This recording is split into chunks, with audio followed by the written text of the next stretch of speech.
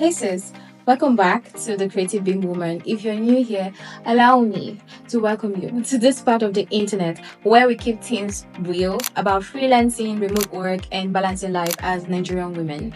And if you're a guy, it's okay. You can take a spot, you can join us, you can eavesdrop. Okay, so I want us to gist about something that has always, or should I say, used to be on my mind a lot when I first started out.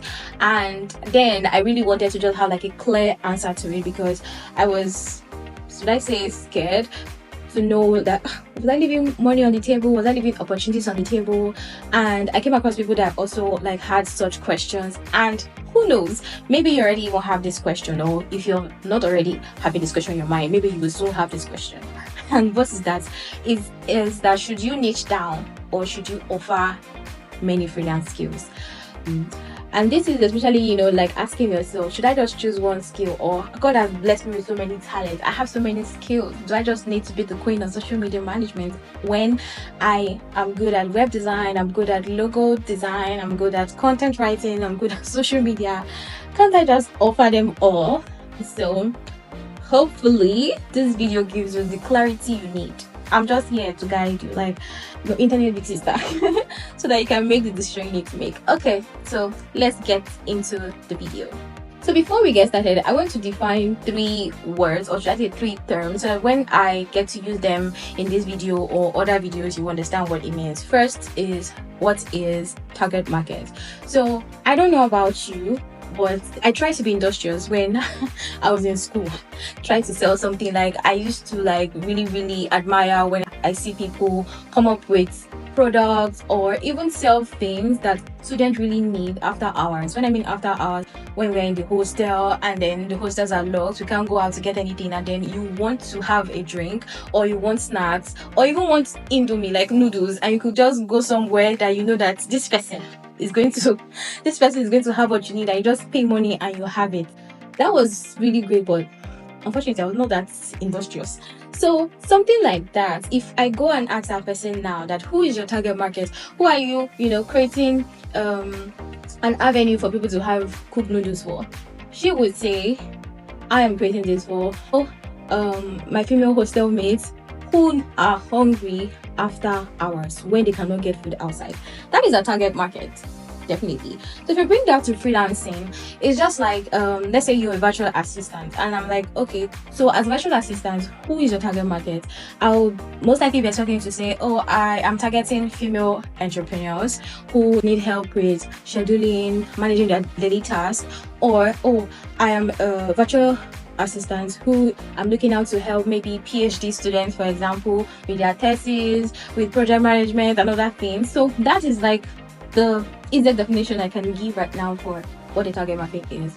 The next thing is specialty, and specialty means what you're really good at. So let's say as a virtual assistant, and I'm like, okay, what is your specialty? And you're like, oh, I'm really good at scheduling, creating schedules, I'm really good with project management, I'm really good with data analysis or data entry. And then that specialty is what you bring to the table as a virtual assistant. That is what makes you stand out. That is something that if I'm like, if I want to choose like a virtual assistant, Bisola is the go-to because she specialized in this because of this particular skills, 1 2 3 or 1 2 skills. Do you get it now?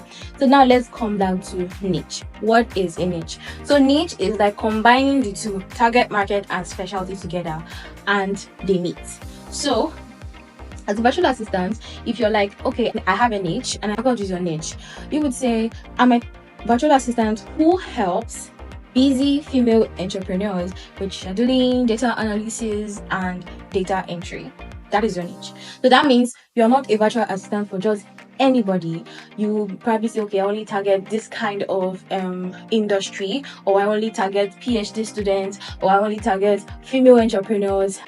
I'm not for everybody. So that is typically like the definition of having a niche. Do we get that now? So let's move on. So why should you niche down? Because if you have not already come across those kind of people, you come across the people who will tell you that right off the bat, early in freelancing, make sure you nail down your niche. Have a niche. That's how you stand out.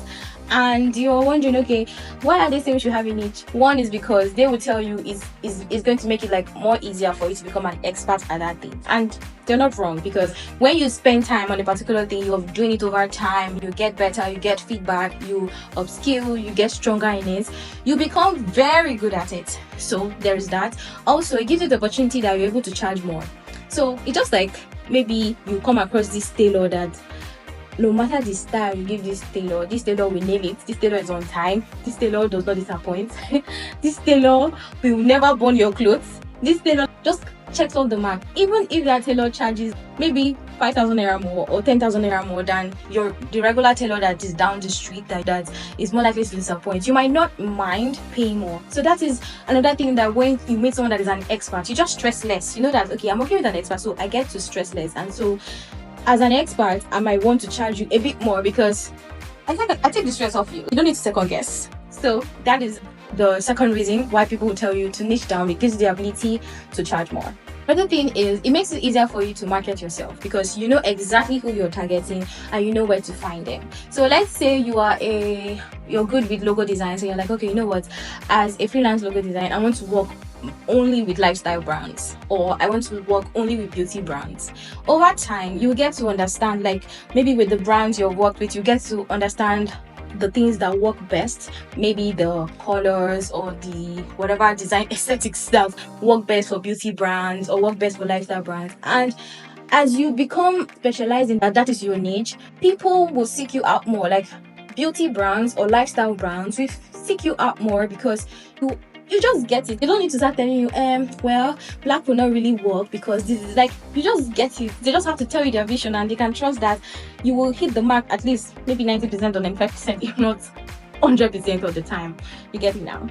So it's just like if you found an amala joint. I'm not really an amala girl, but for the amala lovers, maybe you found like an amala joint that always nails the amala, hot, soft, the begiri or the ewedu is on point, and you're like, nah, if I go to this place, I know I'm gonna get it delicious. You definitely will not mind crossing 10 mountains and 7 rivers to get there. So typically, this is more like the summary of the argument of why people will tell you niche down. So now let's look at those that argue for you don't have to niche down, offer different skills. Why do they argue for it? Well, the reason is because life happens. Things happen. There can be a time whereby demand for a particular service might tickle down, maybe because of a pandemic or just because of a particular season. An example was during the lockdown in 2020. So I was like having like a lot of content writing gigs before then, but when the pandemic hit at the peak and most businesses didn't know what was going to come next, nobody really knew what was happening, a lot of my content writing gigs dried up. So I already even started becoming tense, but I came across an opportunity for a virtual assistant role. And since I had that skill set, it was something that I've offered in the past, I took it up, and because of that, that kept me going till my content writing gigs were able to come up again. So there's that, school of thought, or people that will tell you have different skills because you never know when one will not be demand for it and you can have another demand. So that is like one particular, that's really like the major arguments for that area. Another thing is more opportunities to work with different clients, variety of clients. I can attest to that because when from content writing to virtual assistants, to one time I went into content marketing, and then another time I helped someone with their social media management. So I got to work with a variety of clients, and there was also room for continuous learning. I was able to keep things interesting, and I'm like, okay, today or this period I'm a virtual assistant, tomorrow content writing. So I was able to keep things interesting for a while, and there was some kind of flexibility in between. So let's get to the end now. What should you do? What am I telling you? What are you really saying now? It's like you have defended both niching down and you're defended both having different skills. So which one? Well, my dear sister, I'm just going to say it depends on you. And I wish I can just tell you, do what makes you happy, do the work that it brings you the most joy and all of that. But let's be real, sometimes just because of the next 2 reasons I'm going to mention, we might many times just say, where is the money at? Which of these skills have the most demand? Where's the money at? Because you have bills to pay. Right? And then the next thing you also will be thinking is that, okay, what are my long-term goals?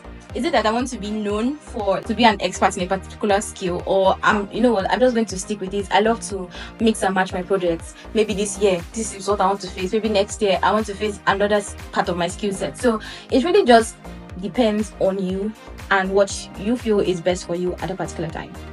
And I'm just going to give myself as an example. I told you that I started out with content writing, blogging to be specific, and then from there I went deeper into content writing, long form content writing, and then from there I took it up a notch. I upskilled to content marketing, from there copywriting, and then I dabbled into strategy. And so now I offer copywriting and marketing strategy. So it took me time for me to be able to find my sweet spot. I did a lot of learning.